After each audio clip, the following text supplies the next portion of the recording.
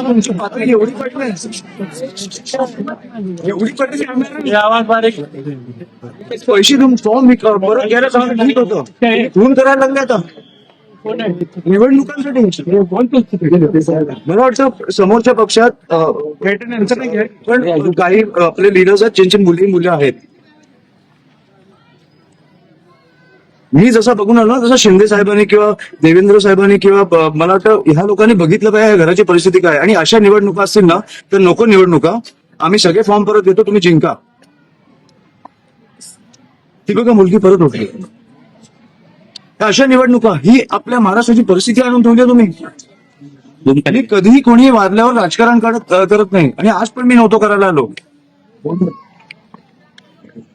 तुम्हाला कधीतरी कळणार आहे की नाही की तुमचे राज्य कुठे नेऊन ठेवलंय तुम्ही. मला वाटतं आपल्या सगळ्यातला एक माणूस जागा झाला पाहिजे आणि ह्या गोष्टींचा विचार केला पाहिजे.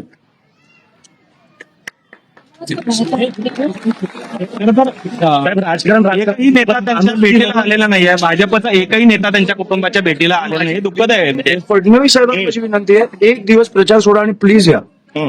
तुम्हाला निवडणुका काय कुठच्या पातळीला नेऊन ठेवल्यात हे आपल्याला कळतील.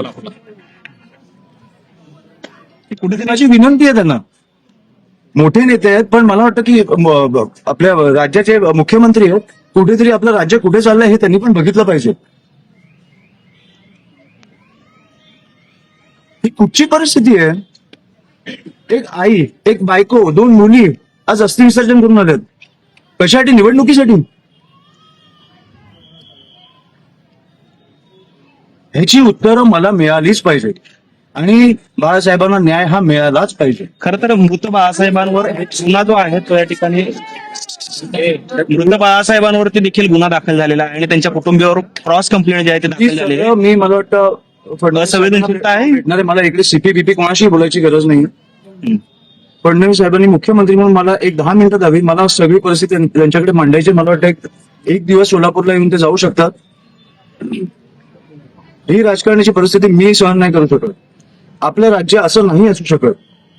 आणि मला वाटतं सोलापूरकर म्हणून पण तुम्ही विचार केला पाहिजे की हे कुठे नेतं आपलं शहर. बाकी सगळं ठीक आहे. 70 ठिकाणी तुम्ही जिंकला, बिनविरोध जिंका, मजा करा. पुढे 5 वर्ष 10 वर्ष रस्त्यांची वाट लावा, सगळं करा. खून नाही झाले पाहिजे. तुम्ही खुनापर्यंत पोहोचताय आता. खरं तर दामदंड वापर साहेबांची मला वाटतं ते बोलले, पण मी जाऊन भेटणार आहे तेव्हा त्यांना जेव्हा वेळ मिळेल त्यांच्या कुटुंबियांनी काळजी नका करू. आणि मला आर्थिक गोष्टी इकडे बोलायचं नाही. बाकी त्यांच्या पत्नीने काय तुमच्याकडे काय झालं तर मला साहेब मृतांच्या नातेवाईकावर देखील गुन्हे दाखल झाले.